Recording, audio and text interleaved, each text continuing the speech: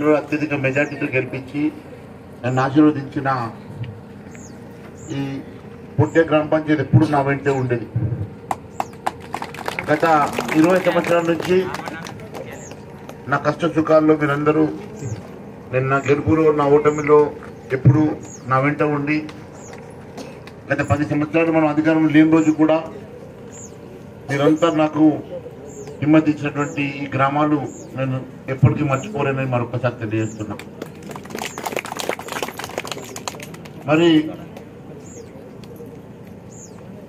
గత ఎన్నికల్లో నేను ఓడినా కూడా స్థానిక సంస్థల్లో మా సర్పంచుల్ని మా ఎంపీటీసీలని గెలిపించి నాకు మన బలపరిచినటువంటి గ్రామాలు, ఎప్పుడు కూడా నాకు మెజార్టీ ఇచ్చినటువంటి గ్రామాలు, నేను ఖచ్చితంగా మీ రుణం తీసుకుంటానని మరొకసారి తెలియజేస్తున్నా.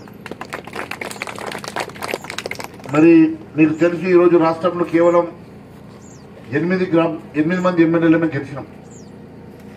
మరి మీరు ఏ రకంగా అయితే నన్ను ఆశీర్వదించారో అదే మాదిరిగా భారతీయ జనతా పార్టీ కూడా నన్ను ఆశీర్వదించి ఈరోజు శాసనసభ పక్ష నాయకుడిని చేసింది. నిర్మల్ ప్రతిష్టను నిలబెడుతూ మీ పక్షాన నేను పోరాటం చేస్తున్నా.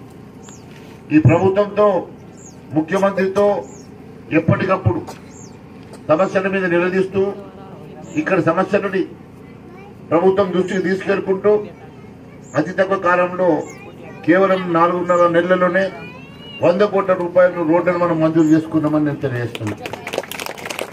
కేంద్ర ప్రభుత్వం సిఆర్ఎఫ్ అయితేనేమి ఇతర డిపార్ట్మెంట్స్ దగ్గర తీసుకొచ్చినాం. ఎలక్షన్ కోడ్ అయిన తర్వాత ఈ రోడ్లు, చెక్ డ్యాంలు, ఇరిగేషన్లో ఇతర డిపార్ట్మెంట్లో వచ్చినటువంటి మంజూరులన్నీ కూడా పనులు మొదలు చేస్తాం. మరి ఈ ప్రభుత్వం ఎన్నో హామీలు ఇచ్చింది. హామీలు పరిష్కారం చేయాలని ఎప్పటికప్పుడు గుర్తు చేసుకుంటూ ఈ ప్రభుత్వాన్ని నిలదీస్తున్నాం. మీ పక్షాన పోరాటం చేస్తున్నా, మీ పక్షాన నిలబడ్డం. ఈ ప్రభుత్వం చెప్పిన అబద్ధాలు, ఈ ప్రభుత్వం చెప్పినటువంటి హామీలన్నీ కూడా ఎందుకు నెరవేర్చలేమని చెప్పేసి భారతీయ జనతా పార్టీ తరఫున, నిర్మల్ ప్రజల తరఫున, మీ అందరి తరఫున ఎప్పటికప్పుడు నేను అసెంబ్లీలో పోరాటం చేస్తున్నా. మీరు కూడా టీవీలో చూస్తున్నారు. మరి మీకు తెలుసు, దేశంలో నరేంద్ర మోడీ గెలిస్తే మన బలం పెరుగుతుంది. నరేంద్ర మోడీ గెలిస్తే నాకు హిమ్మత్ వస్తుంది. నేను ఇంకా గట్టిగా ముఖ్యమంత్రితో కొట్టడగలుగుతా, నిధులు తీసుకురాగలుగుతా, సమస్యలు పరిష్కారం చేయగలుగుతా. అదే మాదిరి నరేంద్ర మోడీ గారి ధైర్యంతో కేంద్రం నుంచి కూడా నిధులు తీసుకురాగలుగుతాం. ఇది జరగాలంటే మన పార్లమెంట్ సభ్యుడు గెలవాలా. పార్లమెంట్ సభ్యుడు ఈరోజు నగేష్ గారు భారతీయ జనతా పార్టీ అభ్యర్థిగా మీ ముందుకు వచ్చిండు. వారు గతంలో మంత్రిగా పనిచేసిండు. ఇప్పుడు బీజేపీ ఎంపీ అభ్యర్థిగా మీ ముందుకు వస్తున్నాడు. ఈరోజు బీజేపీకి ఓటేసే ప్రతి ఓటు నరేంద్ర మోడీ గారి ఖాతాలో పోతుంది. నరేంద్ర మోడీ గారు గెలిస్తే దేశం ఎంత సురక్షితంగా ఉంటుందో ఇక్కడ యువకులకు తెలుసు. 4 రోజులకు ఒక పారి హైదరాబాద్లో పానీపూరి సెంటర్లో బ్లాస్ట్,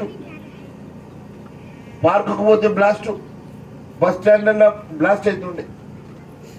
పేపర్ తెరిస్తే కాశ్మీర్ ఎన్కౌంటర్ చూస్తుంటే, పేపర్ తెరిస్తే ఎక్కడో టెర్రరిస్ట్ అటాక్ ఇంటుంటివి.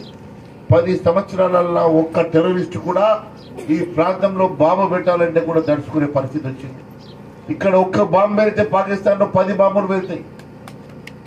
ఆ పరిస్థితి తీసుకొచ్చి ఈరోజు దేశాన్ని గర్వంగా ముందుకు నడిపిస్తూ ధైర్యంగా భారతీయులు ఈరోజు సురక్షంగా ఈరోజు భారతదేశంలో నివసిస్తున్నారు.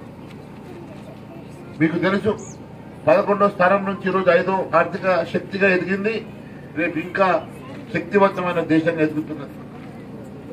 10 ఏళ్లలో కరప్షన్ ఛార్జెస్ లేవు, కుంభకోణాలు లేవు. కానీ కాంగ్రెస్ లో ఎప్పుడు చూస్తే అప్పుడు 2G స్కాము,